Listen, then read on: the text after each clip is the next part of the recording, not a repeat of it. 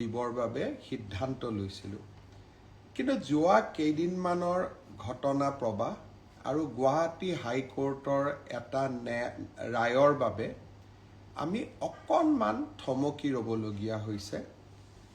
মই আপোনালোকক আজি কোন পৰীক্ষাৰ কোনদিনাখন আমি ৰিজাল্ট এনাউন্স কৰিম সেই বিষয়ে মই আপোনালোকক স্পষ্টকৈ ক'ম, যাতে আপোনালোকৰ মনত কোনো সন্দেহ নাথাকে। পোনপ্ৰথমে মই আপোনালোকক জনাব খুজিছোঁ যে আমাৰ এডিআৰই পৰীক্ষাৰ যি গ্ৰেড 3 আছিলে, অৰ্থাৎ তৃতীয় বৰ্গৰ যি চাকৰি আছিলে, সেই চাকৰিৰ ফলাফল আমি 10 অক্টোবৰ তাৰিখে প্ৰকাশ কৰিম।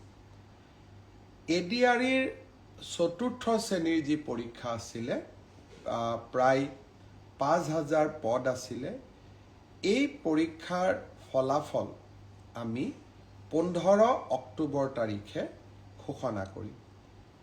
স্বাস্থ্য বিভাগৰ বিভিন্ন পৰীক্ষাৰ ফলাফল, নন টেকনিকেল, টেকনিকেল, স্বাস্থ্য বিভাগৰ আটাইবোৰ পৰীক্ষাৰ ফলাফল আমি 12 অক্টোবৰ তাৰিখৰ আগতে ঘোষণা কৰিম।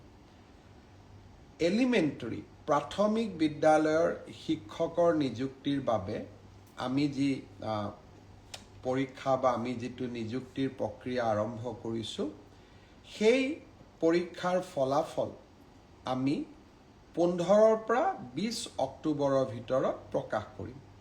তাৰ কাৰণ, প্ৰাথমিক বিদ্যালয়ৰ শিক্ষক শিক্ষয়িত্ৰীৰ পৰীক্ষাৰ ফলাফল ঘোষণা কৰাৰ আগতে আমি গ্ৰেজুৱেট টিচাৰ আৰু পোষ্ট গ্ৰেজুৱেট টিচাৰৰ ৰিজাল্ট ঘোষণা কৰিব খুজিছোঁ, যাতে অভাৰলেপিং নহয়, অৰ্থাৎ প্ৰাথমিক বিদ্যালয়ৰ শিক্ষকৰ পদ নিৰ্বাচিত গ্ৰেজুৱেট টিচাৰ বা পোষ্ট গ্ৰেজুৱেট টিচাৰসকলে দখল কৰিব নোৱাৰে আৰু আমাৰ যুৱক যুৱতীসকল যাতে বঞ্চিত নহয়। গ্ৰেজুৱেট টিচাৰ আৰু পোষ্ট গ্ৰেজুৱেট টিচাৰৰ পৰীক্ষাৰ ফলাফল আমি 15 অক্টোবৰ তাৰিখে ঘোষণা কৰিম।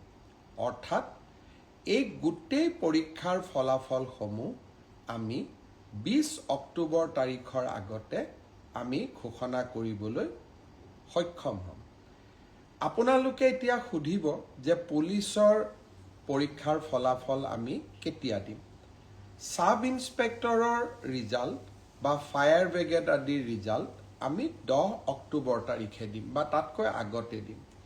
কিন্তু AB আৰু UB কনিষ্টবলৰ ৰিজাল্ট দিয়াৰ ক্ষেত্ৰত গুৱাহাটী উচ্চ ন্যায়ালয়ে এটা আমাক সাময়িকভাৱে বাধা আৰোপ কৰিছে। আমি আশা কৰোঁ সেই বাধা আৰোপ অতিক্ৰম কৰি, অৰ্থাৎ উচ্চ ন্যায়ালয়ক সন্তুষ্ট কৰি, আমি এই মাহৰ ভিতৰতে পুলিচৰো AB আৰু UB কনিষ্টবলৰ ৰিজাল্ট ঘোষণা কৰিব পাৰিম।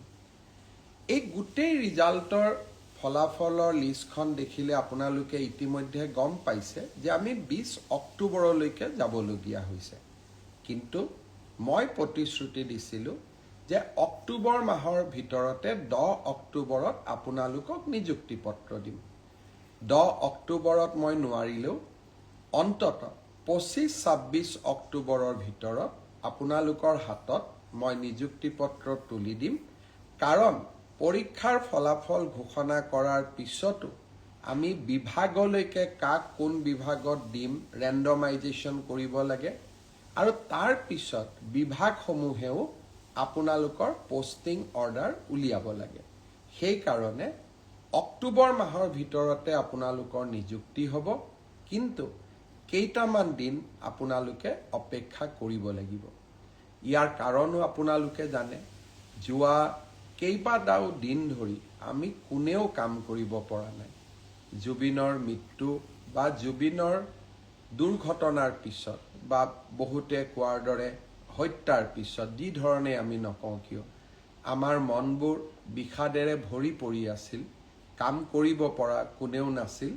কিন্তু আমি যিহেতু আগুৱাই যাবই লাগিব, সেইবাবে মই আজি আপোনালোকক নিশ্চিতভাৱে কোন পৰীক্ষাৰ কেতিয়া ফলাফল ঘোষণা কৰিব তাক মই জনালোঁ আৰু আপোনালোকে যাতে নৱেম্বৰ মাহতে চাকৰিত যোগদান কৰিব পাৰে তাৰো আমি নিশ্চিতভাৱে ব্যৱস্থা ল'ম। বন্ধু বান্ধৱীসকল, শ্ৰদ্ধাৰ ৰাইজ, আৰু কেইটামান কথা মই আপোনালোকক ক'ব খুজিছোঁ। অৰুণোদয়ৰ জৰিয়তে